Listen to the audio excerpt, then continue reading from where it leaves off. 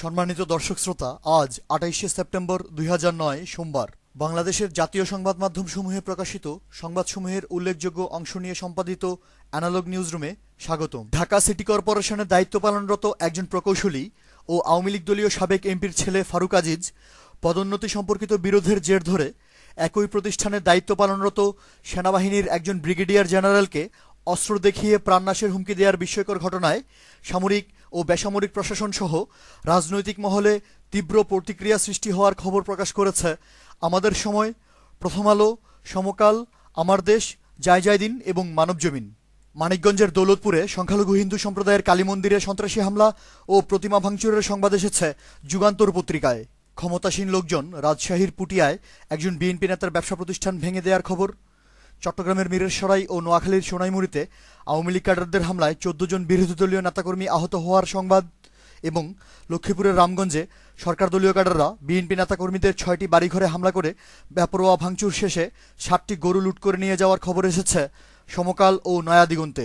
দক্ষিণাঞ্চলীয় জেলা ভোলার তজুমুদ্দিনে সরকার সমর্থক ছাত্রলীগ কর্মীরা জাতীয়তাবাদী ছাত্রদলের একজন নেতার উপর হামলা করে হাত ভেঙে দেওয়ার খবর এবং একক আধিপত্য বিস্তারকে উপলক্ষ করে আওয়ামী ছাত্রলীগের দুই গ্রুপের মুখোমুখি অবস্থানের কারণে রক্তক্ষয়ী সংঘর্ষের আশঙ্কায় শাহজালাল বিজ্ঞান ও প্রযুক্তি বিশ্ববিদ্যালয় কর্তৃপক্ষ দুটি আবাসিক হল বন্ধ করে দেওয়ার ফলে সাধারণ ছাত্রদের দুর্ভোগের সংবাদ ছেপেছে নয়াদিগন্ত ও জায়জায়দিন।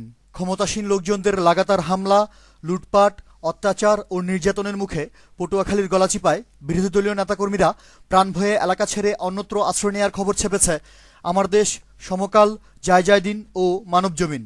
আওয়ামী ছাত্রলীগ কর্মীরা হবিগঞ্জের বানিয়াচংয়ে উপজেলা বিএনপির কার্যালয়ে হামলা করে বেপরোয়া ভাঙচুর করার সংবাদ ছেপেছে ইত্তেফাক, যুগান্তর, মানবজমিন ও সমকাল পত্রিকা।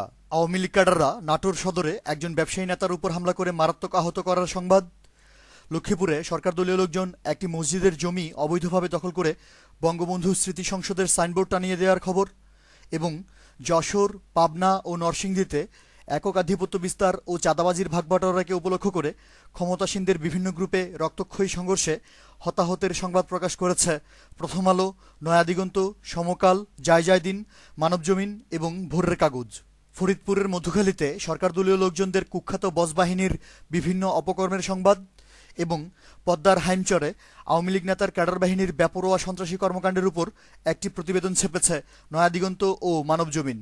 ময়মনসিংহের গফরগাঁও এবং নেত্রকোনার কলমাকান্দায় আওয়ামী লীগ ও এর অঙ্গ সংগঠনসমূহের নেতাকর্মীদের চাঁদাবাজি, টেন্ডারবাজি, সাংবাদিক ও বিরোধী দলীয় নেতাকর্মীদের উপর অত্যাচার নির্যাতন সহ বিভিন্ন সন্ত্রাসী কর্মকাণ্ডের উপর ভিন্ন ভিন্ন দুটি প্রতিবেদন ছেপেছে সমকাল এবং যুগান্তর।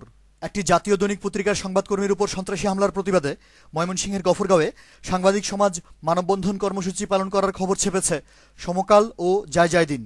দৈনিক আমাদের সময় পত্রিকায় নিউজ আপডেট এসেছে বগুড়ার শাহজাহানপুরে আওয়ামী যুবলীগ ক্যাডাররা জাতীয়তাবাদী ছাত্রদলের একজন কর্মীকে নৃশংসভাবে হত্যা করার সংবাদ।